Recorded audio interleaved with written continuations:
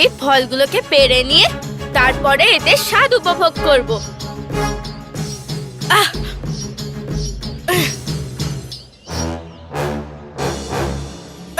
কে? নন্দী মশাই, আপনি? আমার এখনো মন ভরেনি। আমি এটার সঙ্গে আরো বেশি খেলতে চাই। সেই জন্য এটাকে আমার মস্তকেই থাকতে দিন।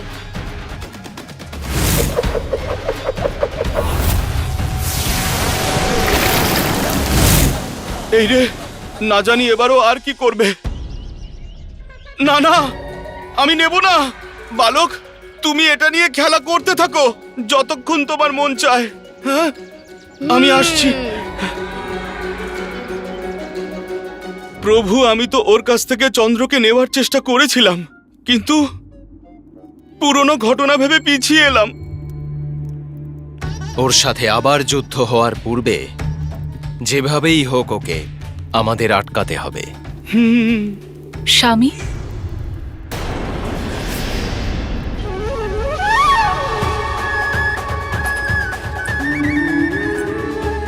মাতা, মাতা এখানে আসছেন।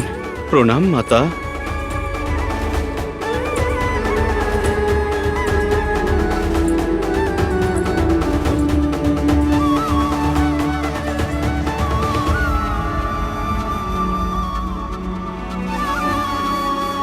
উত্তম, অতি উত্তম। তোমরা এগুলো নিয়ে এসেছো? তাহলে এবার আমি আমার পুত্রকে ভোজন করাই। কিন্তু ও কোথায়?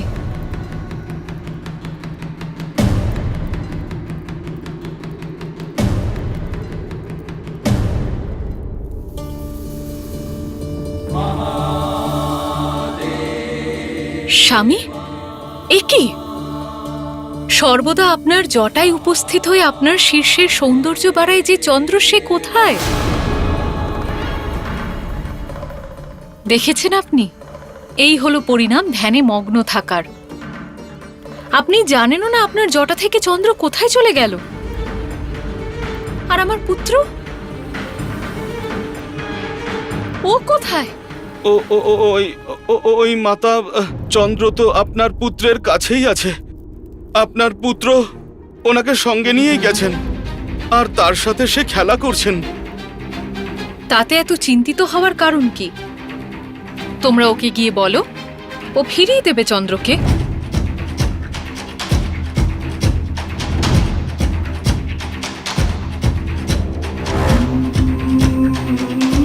কি হলো? আমি তো বললাম ওর কাছে গিয়ে চন্দ্রকে চেয়ে নাও। তাহলে দেরি করছো কেন তোমরা সবাই? যাচ্ছ না কেন? নন্দী, নন্দী, মাতাকে তুমিই বলো না। মাতা,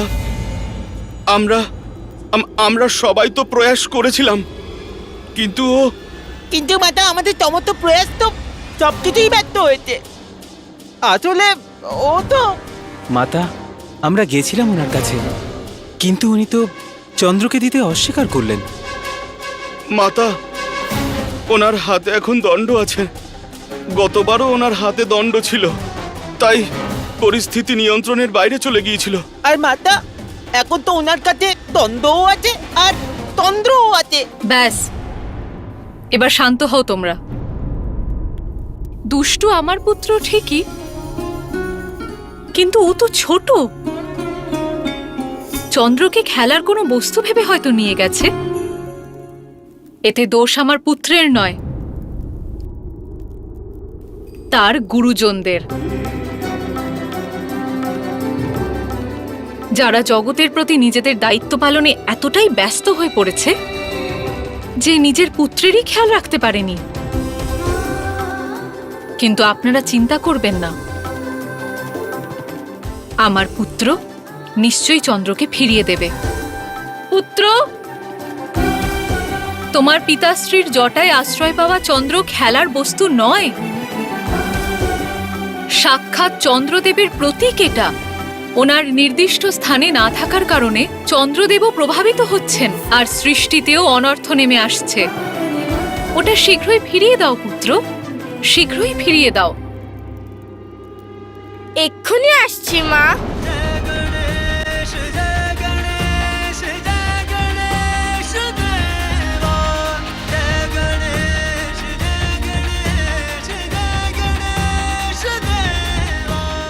আর এরকম কখনো করবে না পুত্র। পিতাশ্রীর জটা থেকে এই চন্দ্রকে কখনো তুলে নেবে না। যাও, এবার তাকে তার স্থানে রেখে এসো। ঠিক আছে মা, এক্ষুনি রেখে দিচ্ছি। না না, আমাকে নিয়ে আর ক্রীড়া করো না, আমাকে মুক্ত করো, মুক্ত করো। এত যন্ত্রণা আমি আর সহ্য করতে পারছি না।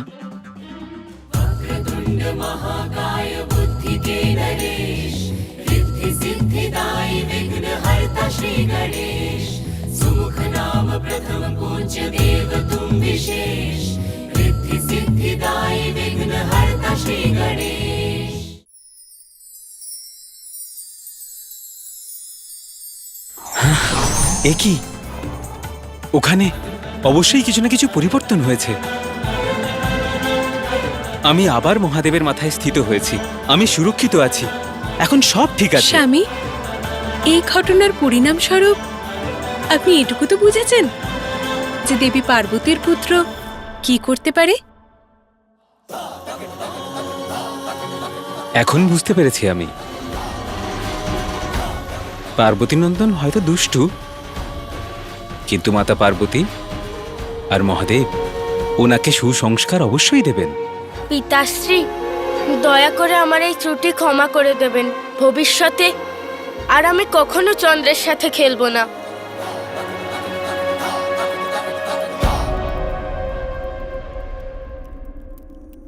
बालक विनायक विनम्र जो हुए, चकित सारे गण देखते ही रह गए। चंद्र पुनः शंकर के भाल पे सजा, नाम चरितार्थ चंद्रशेखर हुआ। अनुराग से देखे पुत्र को पिता, हर्षित परिवार को देख के उमा।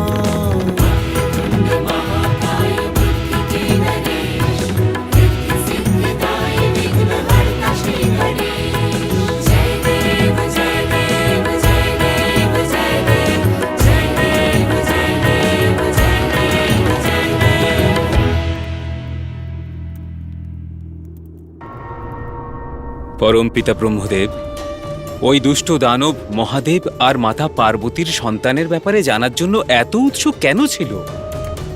এটা জানার জন্য আমি স্বয়ং উৎসুক ব্রহ্মদেব। কারণ এই পার্বতী পুত্রই ওই দুষ্ট সিন্দুরার বিনাশের কারণ হবে। কিন্তু ওই দুষ্ট দানব আপনাকে পিতা বলে সম্বোধন কেন করল? দেবর্ষি নারদ, আপনার ভ্রাতা এবং আমার পুত্রই হল ওই দুষ্ট সিন্দুরা। আমি হাই তোলাতে যে উৎপন্ন হয়েছিল। হাই থেকে? কিন্তু কি করে? আমি ধ্যানমগ্ন হয়েছিলাম, কিন্তু হঠাৎ সামান্য সময়ের জন্য আমার একাগ্রতা ভঙ্গ হয়েছিল। সৃষ্টির রচয়িতার ধ্যানমগ্ন হওয়া সৃষ্টির ক্ষেত্রে অনুচিত। এই ভুলের একটা অশনি সংকেত দেখেছিলাম। পুনরায় নিজেকে আমি ধ্যানমগ্ন করেছিলাম আবার। ভেবেছিলাম আমার এই সামান্য ভুলে সৃষ্টির কোনো ক্ষতি হবে না, কিন্তু হঠাৎই আমার হাই ওঠে আর আমার মুখ খুলে যায়, আর সেই অবকাশে এ অতর্কিতে জন্ম নেয়।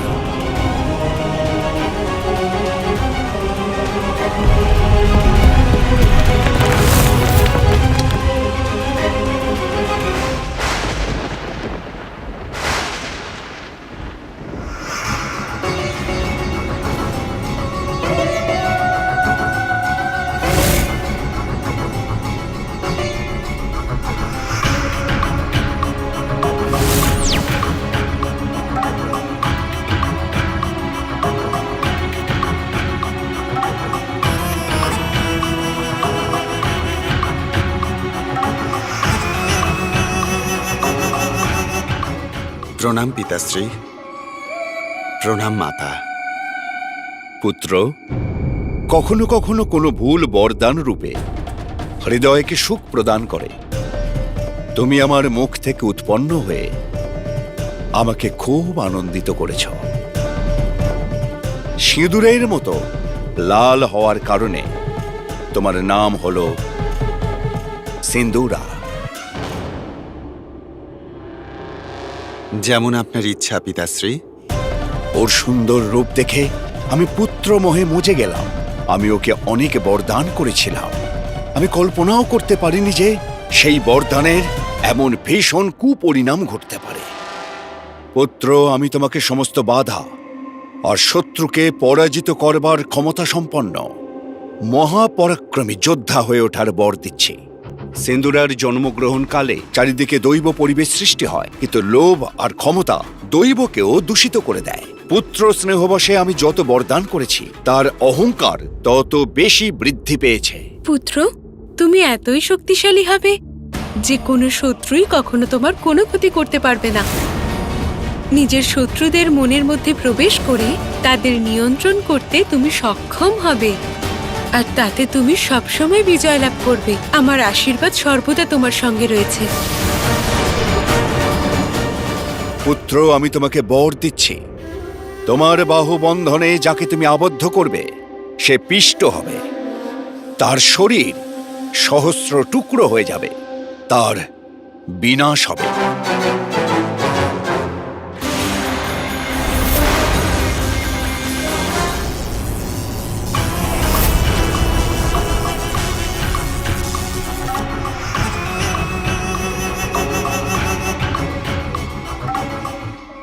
এখন কেউ দাঁড়াতে পারবে না আমার সম্মুখে, না দেব, না দানব, না যক্ষ, না মনুষ্য। কেউ বোধ করতে পারবে না আমাকে। এখন আর কাউকে ভয় নেই আমার। অজেয় হয়ে গেছি আমি।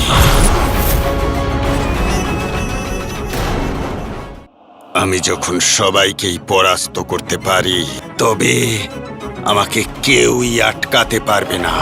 এমন অসীম শক্তির অধিকারী আমি যে ইন্দ্র আর দিকপালেরাও আমার সম্মুখে মাথা নত করতে বাধ্য হয়ে যাবে। ত্রিলোকের অধিপতি হয়ে যাব আমি, আর সমস্ত দেবগণ আমারই সেবক হবে।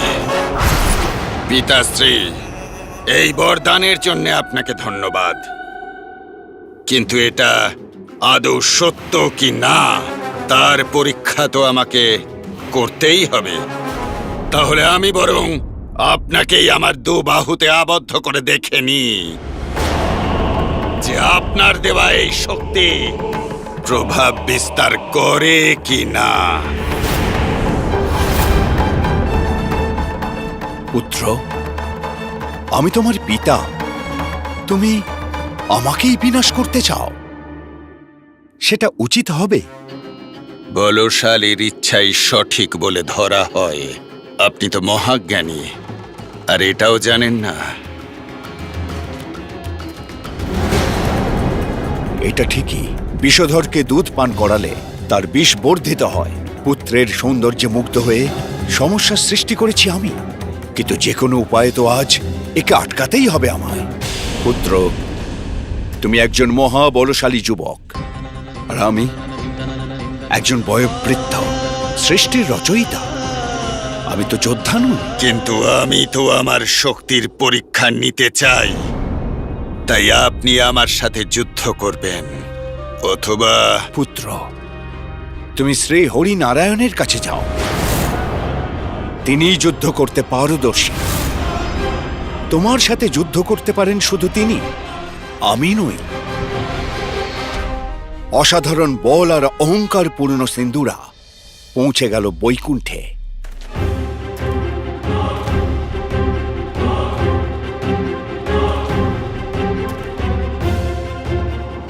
নারায়ণ,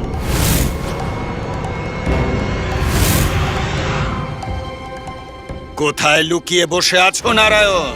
আমার সম্মুখে এসো।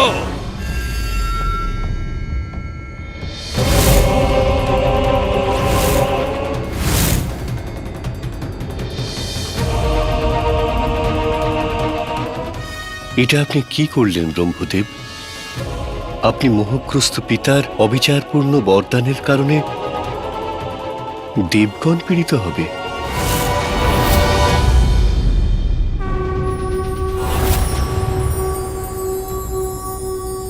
নারায়ণ, আমি সিন্দুরা তোমার সাথে যুদ্ধ করতে এসেছি। আমার সঙ্গে যুদ্ধ? কিন্তু আমার তো তোমার সঙ্গে কোনো শত্রুতা নেই। শত্রুতা নেই তো কি হয়েছে? ব্রহ্মদেবের থেকে যে আমি বর লাভ করেছি, আমি তার পরীক্ষা নিতে চাই। শুনেছি যে আপনি একজন দক্ষ যোদ্ধা, সেই জন্য তোমাকে আমার বাহুতে ধরতে এসেছি। পুত্র, যুদ্ধ তো আমি কবেই পরিত্যাগ করেছি। সৃষ্টির পালন পোষণ করার কার্যেই আমি ব্যস্ত থাকি। তুমি মহাদেব পুত্র কার্তিকের সঙ্গে যুদ্ধ করছো না কেন? যুব মহাযোদ্ধা কার্তিকেয়ই দেবতাদের সেনাপতি আর রক্ষক। উনি তার নিজের পরাক্রমে তারকাসুর নামের এক ভয়ঙ্কর রাক্ষসকে বধ করেছেন। তুমি কৈলাস যাও আর তার সাথে যুদ্ধ করো। যদি তাকে তুমি যুদ্ধে পরাস্ত করতে পারো, তাহলে সমস্ত দেবতারা নিজেরাই তোমার সম্মুখে আত্মসমর্পণ করবে। কার্তিক। আর তারপর সিন্দুরা কার্তিককে খুঁজতে কৈলাসে পৌঁছে গেল। কিন্তু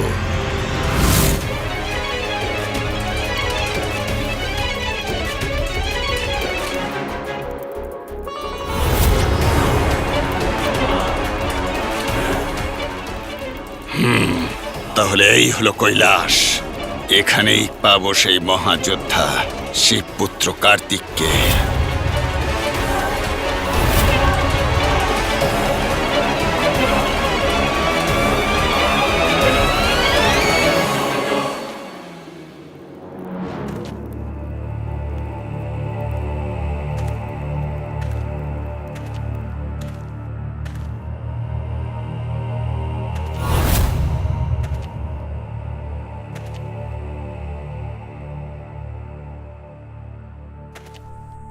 এই অলংকারের ধ্বনি কোথা থেকে আসছে?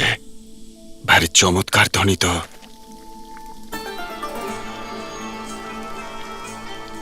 কিন্তু কার্তিকের বদলে ওই দুষ্টের কুদৃষ্টি পড়ল মাতা পার্বতীর ওপর।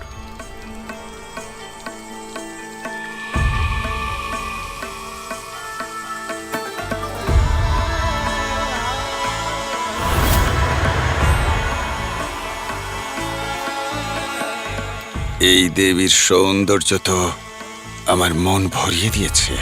মুগ্ধ হয়ে গেছে এই সিন্দুরা এর এই মনোমুগ্ধকর রূপ দেখে।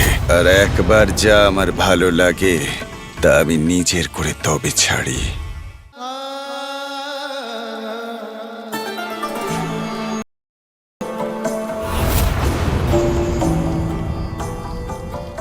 সেই সময় মহাদেব এবং কার্তিক কেউই উপস্থিত ছিলেন না।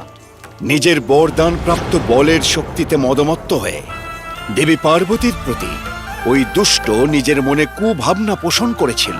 তারপর পার্বতীর দিকে এগিয়ে গিয়েছিল।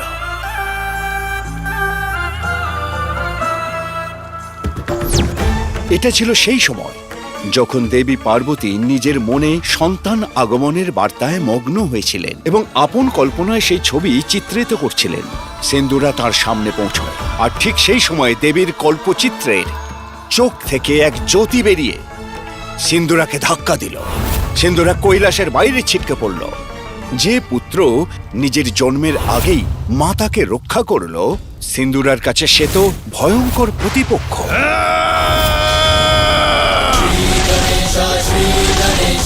विघ्नहर्ता श्री गणेश, श्री गणेश, श्री गणेश, विघ्नहर्ता श्री गणेश, श्री गणेश, श्री गणेश, विघ्नहर्ता श्री। একজন পুত্রের এটাই কর্তব্য হওয়া উচিত, সে এমন সুকাজ করবে যাতে তার মাতা পিতা তাকে নিয়ে গর্বিত হবে। আমি তোমাকে অনেক বর দিয়েছি, কিন্তু তুমি সেই বরের অপপ্রয়োগ করেছ। সেই শক্তি নিয়ে তুমি আমাকেই আক্রমণ করতে চেয়েছ। নিজের অপকীর্তির সর্বসীমা তুমি লঙ্ঘন করেছ। জগৎ জননী পার্বতীকে তুমি নিজের পাপের দৃষ্টিতে দেখতে চেয়েছ। আমি তোমাকে অভিশাপ দিচ্ছি, নিজের দেবত্ব হারিয়ে তুমি অসুর হয়ে যাবে। যে দেবীকে তুমি কুদৃষ্টিতে দেখেছ তারই দ্বিতীয় পুত্র তোমাকে বধ করবে। মহাদেব আর দেবী পার্বতীর দ্বিতীয় পুত্র তোমার কাল হয়ে প্রকট হবে।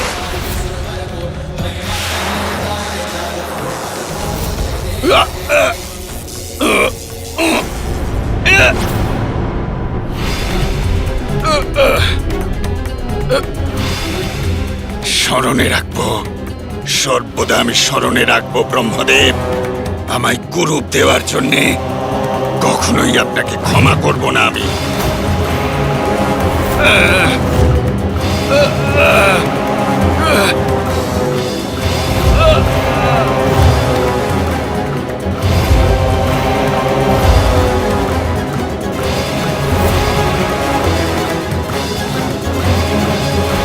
মহাদেব আর দেবী পার্বতীর দ্বিতীয় পুত্র তোমার কাল রূপে অবতীর্ণ হবে। যদি ওই বালক আমার কাছে কাল হয়, তাহলে এই সিন্ধুরা ওর কাছে মহাকাল।